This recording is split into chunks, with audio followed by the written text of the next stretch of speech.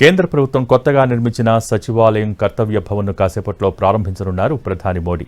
Central vista ప్రాజెక్టులో భాగంగా టాటా సంస్థ కొత్త పార్లమెంటు భవనంతో పాటు సచివాలయాన్ని నిర్మించింది. కర్తవ్య భవన్ను ప్రధాని మోడీ మధ్యాహ్నం 12:15 ప్రారంభించనున్నారు. దీంతో హస్తినలో కేంద్ర మంత్రిత్వ శాఖల చిరునామా మారనుంది. ఢిల్లీలోని ఇండియా గేట్ నుంచి రాష్ట్రపతి భవన్ మధ్యలో ఉన్న కర్తవ్య పథ్ పక్కనే నిర్మించిన సచివాలయానికి కర్తవ్య భవన్గా నామకరణం చేశారు. ప్రస్తుతం కేంద్ర మంత్రిత్వ శాఖలన్నీ 1950, 1970ల మధ్యకాలంలో నిర్మించిన శాస్త్రి భవన్, కృషి భవన్, ఉద్యోగ్ భవన్, నిర్మాణ్ భవన్లో ఉన్నాయి. ఇవన్నీ మరమ్మతుల దశకు చేరుకున్నాయి. కొన్ని భవనాల్లో పెచ్చులు ఊడిపడుతున్నాయి. అంతేకాదు వేరువేరు భవనాల కారణంగా మంత్రిత్వ శాఖల మధ్య సమన్వయం గందరగోళంగా ఉంది. పార్కింగ్ సమస్యలు కూడా ఉన్నాయి. వీటన్నింటికీ చెక్ పెడుతూ సెంట్రల్ సెక్రటేరియట్ అందుబాటులోకి తెస్తోంది మోడీ సర్కార్.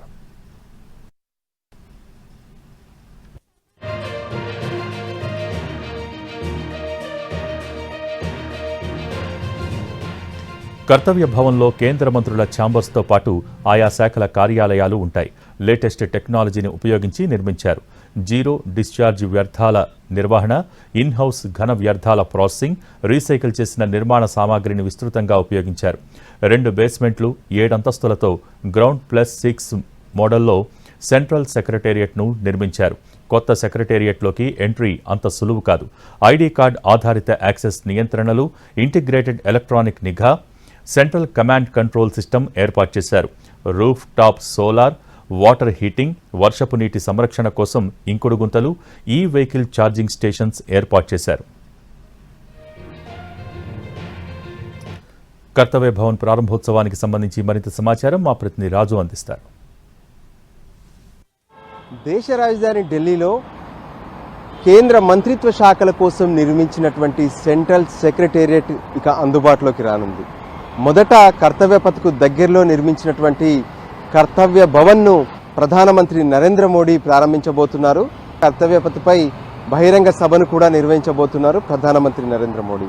ఇంతకీ నూతనంగా నిర్మించినటువంటి ఈ భవనాల్లో ఉన్నటువంటి ప్రత్యేకతలేంటి, ఎందుకు ఈ కొత్త భవనాలను నిర్మించారో తెలుసుకునే ప్రయత్నం చేద్దాం. ప్రస్తుతం మనం చూస్తున్నటువంటి ఈ భవనాలే నూతన సెంట్రల్ సెక్రటేరియట్గా మనం చెప్పుకోవచ్చు. వాస్తవానికి గతంలో అంటే ఢిల్లీలో ఏవైతే ఇప్పటి వరకు ఉన్నటువంటి కొన్ని భవనాలు అంటే కృషి భవన్ కానీ, శాస్త్రి భవన్ కానీ, నిర్మాణ్ భవన్ కానీ, ఉద్యోగ భవన్ కానీ ఇవన్నీ కూడా ఎప్పుడైతే 1950 అంటే కొన్ని అయితే స్వాతంత్రం వచ్చిన తొలి నాళ్లలో నిర్మిస్తే ఆ తర్వాత మరికొన్ని 1970లలో నిర్మించారు. అయితే ఇప్పుడు అవన్నీ కూడా నిర్మాణాత్మకంగా చూస్తే పూర్తిగా పాతవైపోయాయి, పెచ్చులూడిపోతున్నటువంటి పరిస్థితి ఉంది. దాంతో ఇబ్బంది పడుతున్నాయి మంత్రిత్వ శాఖలు. సో అందుకోసమే నూతన పార్లమెంటు ఎప్పుడైతే సెంట్రల్ విస్టాకు సంబంధించినటువంటి ప్లాన్లో నిర్మించారో దానికి అనుగుణంగానే కేంద్ర మంత్రిత్వ కార్యాలయాల కోసం కూడా సచివాలయ నిర్మాణం కోసం ప్రత్యేకంగా ప్లాన్ చేశారు. సో అదే ఇప్పుడు ఇక్కడ నిర్మాణం అవుతున్నటువంటి సెంట్రల్ విస్టా ప్రాజెక్టులో ఉన్నటువంటి ఒక కర్తవ్య భవన్. సో ఇప్పుడు కర్తవ్య భవన్లో మొత్తం కూడా ఆధునాతన టెక్నాలజీని అడాప్ట్ చేసుకున్నారు. ప్రత్యేకంగా చెప్పాలంటే ఇప్పటి వరకు ఏ విధంగానైతే గతంలో అంటే పాత భవనాలకు పూర్తిగా భిన్నంగా ఈ భవనాలు ఉంటాయి. మొత్తం అండర్ గ్రౌండ్లో 2 పార్కింగ్లు ఏర్పాటు చేశారు. అంటే 2 సెల్లార్స్ ఉంటాయి, అందులో పార్కింగ్లు ఏర్పాటు చేశారు. అంతేకాదు పూర్తిగా ఏ విధంగానైతే ఇప్పుడు ఉన్నటువంటి టెక్నాలజీని కనుక మనం చూస్తే జీరో డిశ్చార్జ్ వ్యర్థాల నిర్వహణ, దాంతోపాటు ఇన్ హౌస్లో ఏదైతే కొన్ని ప్రాసెసింగ్కి సంబంధించినటువంటి యూనిట్స్, మరోపక్క ఈ వెహికల్ సంబంధించినటువంటి ఒక ప్రత్యేకమైనటువంటి రీఛార్జ్ కోసం అంటే ఏదైతే ఛార్జింగ్ వెహికల్స్ అనేటివి ఇప్పుడు ఢిల్లీలో మొత్తం కూడా ఈ వెహికల్స్ వచ్చేస్తున్నాయి. అంటే ఎలక్ట్రానిక్ పార్ట్స్ వాటన్నిటికి కూడా ఛార్జింగ్ చేసుకునేలా వెసులుబాటు తీసుకొచ్చారు. ఇక మరోపక్క ఏదైతే ఇప్పటి వరకు జరుగుతున్నటువంటి కొన్ని ప్రత్యేకమైనటువంటి ఏర్పాట్లను కూడా మనం చూస్తున్నాం. ఈ బిల్డింగ్స్ మొత్తం కూడా G+6 అంటే గ్రౌండ్ ఫ్లోర్తో పాటు మొత్తం 6 ఫ్లోర్స్ ఉంటాయి.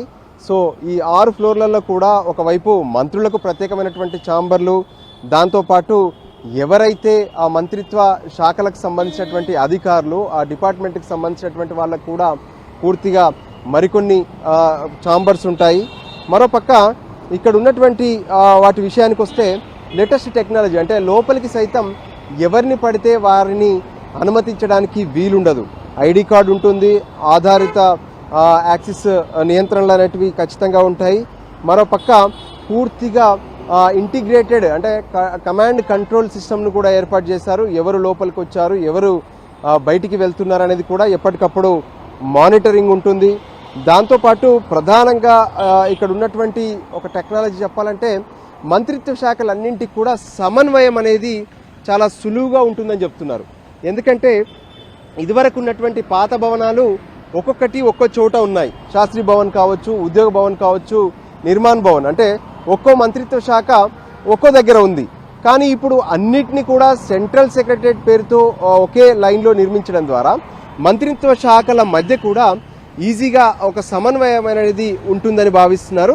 దాంతోపాటు పెద్ద ఎత్తున మధ్యలో ఎన్నో కాన్ఫరెన్స్ హాల్స్ కూడా నిర్మించారు. అంటే అక్కడ ఉన్నటువంటి మంత్రిత్వ శాఖలకు సంబంధించినటువంటి సమావేశాలు ఏర్పాటు చేసుకోవాలంటే కూడా ప్రత్యేకంగా కాన్ఫరెన్స్ హాల్స్ నిర్మించారు. మరోపక్క మొత్తం కూడా ఒక ఫైర్ ప్రూఫ్ టెక్నాలజీ, ఎటువంటి అవాంఛనీయ ఘటనలైనా వెంటనే ఎదుర్కొనేలా పూర్తి స్థాయిలో లేటెస్ట్ టెక్నాలజీతో ఈ సెంట్రల్ విషయాలో భాగంగా సెంట్రల్ సెక్రటేరియట్ నిర్మాణం జరుగుతుంది. మొదట మాత్రం ఈ కర్తవ్య పథకు పక్కనే నిర్మించినటువంటి ఈ భవనానికి కర్తవ్య భవన్ అనే నామకరణం చేశారు. దీన్ని ప్రధానమంత్రి నరేంద్ర మోడీ ప్రారంభించబోతున్నారు. కెమెరా పర్సన్ సంజీవ్తో కలిసి రాజు, ఎన్టీవీ, ఢిల్లీ నుంచి. మరి కర్తవ్య భవన్ ప్రత్యేకతలు ఏ విధంగా ఉన్నాయి? వాటికి సంబంధించి మరింత సమాచారం మా ప్రతినిధి రాజు అందిస్తారు. కార్యాలయాలన్నీ కూడా ఇప్పుడు ఒకే తాటిపైకి రాబోతున్నాయి. కొత్తగా నిర్మించినటువంటి కర్తవ్య భవన్లోకి మంత్రిత్వ శాఖలు మారబోతున్నాయి. ఇంతకీ ఏ విధంగా ఇక్కడ కొత్త నిర్మాణాలు జరుగుతున్నాయి, ఈ నిర్మాణాలకు సంబంధించినటువంటి డీటెయిల్స్ ఏంటో తెలుసుకునే ప్రయత్నం చేద్దాం. ప్రస్తుతం మనం చూస్తున్నటువంటి ఈ భవనమే కర్తవ్య భవన్. వాస్తవానికి ఏ విధంగానైతే ఇండియా గేట్ నుంచి రాష్ట్రపతి భవన్ వరకు ఉన్నటువంటి కర్తవ్య పథ్ ఉందో, ఆ కర్తవ్య పథ్కు ప్యారలల్ గా ఇప్పుడు సెంట్రల్ విస్టా ప్రాజెక్ట్ లో భాగంగా సెంట్రల్ సెక్రటేరియట్ నిర్మాణం జరుగుతుంది. వాస్తవానికి ఇదే ప్రాజెక్ట్ లో మొదట పార్లమెంటు నిర్మాణం జరిగింది. అయితే పార్లమెంట్ ఇప్పటికే ప్రజలకు అందుబాటులోకి వచ్చింది. పార్లమెంట్ లో రెగ్యులర్ గా ఏ విధంగానైతే సమావేశాలు కూడా జరుగుతూనే ఉన్నాయి. ఇప్పుడు అందులో భాగంగానే నిర్మిస్తున్నటువంటి సెంట్రల్ సెక్రటేరియట్ కూడా ఇక అందుబాటులోకి రాబోతుంది. 12-15 నిమిషాలకు అంటే ప్రధానమంత్రి ఇక్కడికి చేరుకుంటారు, ఇనాగ్రేషన్ చేయబోతున్నారు. ఆ తర్వాత సాయంత్రం ఒక బహిరంగ సభ ద్వారా కూడా ఈ నూతన సెక్రటేరియట్కి సంబంధించినటువంటి అంశాలను ప్రధానమంత్రి మాట్లాడబోతున్నారు. అయితే మనం చూడొచ్చు ప్రత్యేకంగా ఇక్కడ ఈ కొత్త భవనాల నిర్మాణ అవసరం ఎందుకు పడిందంటే గతంలో ఎన్నో పాత భవనాల్లో ఈ సెంట్రల్ సెక్రటేరియట్ అనేది కొనసాగుతుంది. అంటే వివిధ శాఖలు, ఒకటి కృషి భవన్లోను, మరొకటి నిర్మాణ్ భవన్లోను, ఇంకా చెప్పాలంటే మరికొన్ని ఉద్యోగ భవన్లోను, ఈ విధంగా వేరువేరు శాస్త్రీ భవన్లోను మరికొన్ని శాఖలు ఈ విధంగా ఎంతో గందరగోళంగా పాత భవనాల్లో ఉన్నాయి. ఆ భవనాలన్నీ కూడా 1950, 1970 ప్రాంతాల్లో కట్టినటువంటి భవనాలు. అందులో కొన్ని అయితే ఇప్పటికే పార్కింగ్ సమస్య తలెత్తుతుంది. దాంతోపాటు ఏ విధంగానైతే పెచ్చులు కూడా ఊడిపడుతున్నటువంటి పరిస్థితి ఉంది. ఈ నేపథ్యంలో మొత్తం సెంట్రల్ విస్టా ప్రాజెక్టులో భాగంగా నిర్మించినటువంటి ఈ భవనాన్ని మనం చూస్తున్నాము. ఇందులో గ్రౌండ్ లో అంటే సెల్లార్ లో 2 పార్కింగ్ సెటప్స్ ఉంటాయి. ఇక దాంతోపాటు G+6 విధానంలో కట్టారు. మంత్రులకు విశాలమైనటువంటి ఛాంబర్స్, దాంతోపాటు ఆయా శాఖలకు సంబంధించినటువంటి సెక్రటరీలకు, ఆ శాఖ అధికారులకు ప్రత్యేకమైనటువంటి ఛాంబర్స్ ఇందులో నిర్మించారు. మరోపక్క మొత్తం కూడా ఇప్పుడు ఢిల్లీలో బ్యాటరీ వెహికల్స్ వస్తున్నాయి. సో దాంతో బ్యాటరీల కోసం ప్రత్యేకంగా ఈ రీఛార్జ్ ఏ విధంగానైతే ఎలక్ట్రానిక్ రీఛార్జ్ సెంటర్స్ కూడా ఈ బిల్డింగ్ లో ఏర్పాటు చేశారు. మరోవైపు పూర్తిగా లేటెస్ట్ టెక్నాలజీ, అంటే ఐడి కార్డు ద్వారానే యాక్సెస్ ఉంటుంది. ఎవరైతే విజిటర్స్ రావాలన్నా పూర్తిగా మానిటరింగ్ ఉంటుంది. మొత్తం ఎక్కడా ఎటువంటి అవాంఛనీయ సంఘటనలు జరగకుండా కూడా ప్రత్యేకంగా స్పెషల్గా సెక్యూరిటీ, దాంతోపాటు కమాండ్ కంట్రోల్ సెంటర్ను కూడా ఏర్పాటు చేశారు. సో మొత్తానికి ఇక సెంట్రల్ విస్టా ప్రాజెక్టులో భాగంగా అందుబాటులోకి వచ్చినటువంటి పార్లమెంటు, ఆ తర్వాత ఇక నూతన సెక్రటేరియట్ కూడా, అంటే కేంద్ర ప్రభుత్వానికి సంబంధించినటువంటి నూతన సెక్రటేరియట్ కూడా రేపటి నుంచి ప్రజలకు అందుబాటులోకి రాబోతుంది. ప్రధానమంత్రి మోడీ ఇనాగ్రేట్ చేస్తారు. ఆ తర్వాత బహిరంగ సభలో ప్రధానమంత్రి మాట్లాడతారు. కెమెరా పర్సన్ సంజీవ్తో కలిసి రాజు.